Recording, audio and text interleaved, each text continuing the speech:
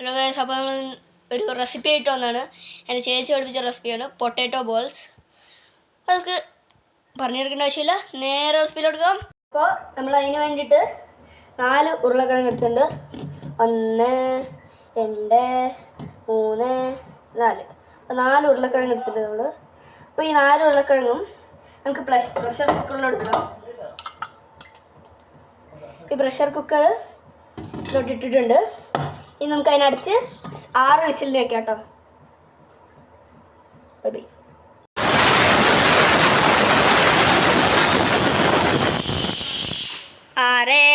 അപ്പോൾ നമ്മൾ വെന്ത ഉരുളക്കിഴങ്ങിനെ തൊലി കളഞ്ഞ് മുറിച്ചെടുത്തിട്ടുണ്ട്. ഇനി നമ്മളിതിനെ നല്ലോണം സ്മാഷ് ചെയ്തെടുക്കണം. സ്മാഷ് ചെയ്തെടുത്തിട്ടുണ്ട്.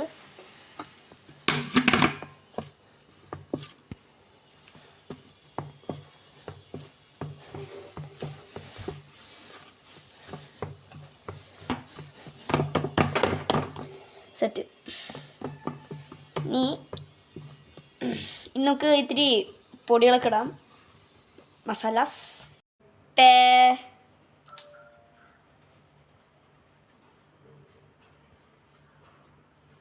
ആവശ്യത്തിന് ഉപ്പിട്ടുണ്ട്. നല്ലോണം അടിച്ചെടുക്കുക. നല്ലോണം മിക്സ്.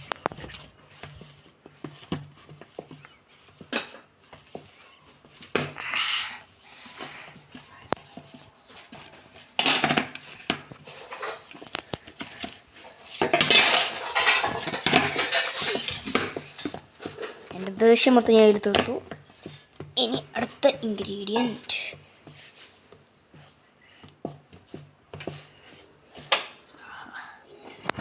Turmeric powder. ഇത്തിരി മതി, ഇല്ലെങ്കിൽ കളർ കൂടി പോവും. ചില്ലി പൗഡർ,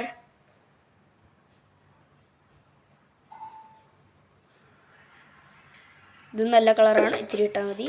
കുരുമുളക് പൊടി,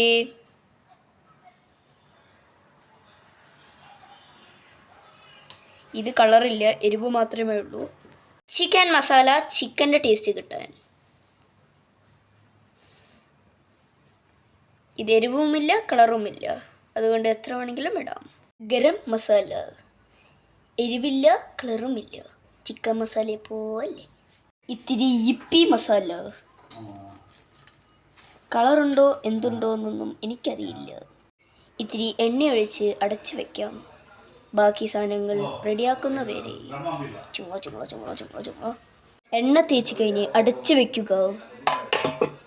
ഇതിലുള്ള ഏറ്റവും മെയിൻ ഇൻഗ്രീഡിയൻറ്റ് മറന്നു പോയതിന് സോറി.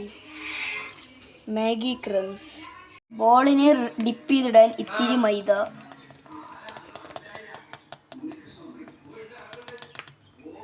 വീഡിയോൻ്റെ ആദ്യം പറഞ്ഞ പോലെ നമ്മൾക്ക് പൊട്ടാറ്റോനെ ബോളാക്കാം.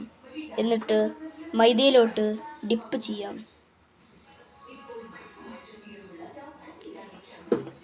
നല്ലോണം ഡിപ്പ് ചെയ്തെടുക്കുക. അത് കഴിഞ്ഞ് പ്ലേറ്റിലേക്ക് വയ്ക്കുക. ഇനിയും ഈ പ്രോസസ്സ് കണ്ടിന്യൂ ചെയ്തുകൊണ്ടിരിക്കും. കാണിച്ച് ബോറടിപ്പിക്കുന്നില്ല. Bye bye. പൊട്ടാറ്റോ ഡോയിനെ മൈദയിൽ മുറുക്കിയെടുത്തിട്ടുണ്ട്. ഇനി നമുക്കിതിനെ ഓരോന്നായി എണ്ണയിലേക്ക് ഇടാൻ തുടങ്ങാം.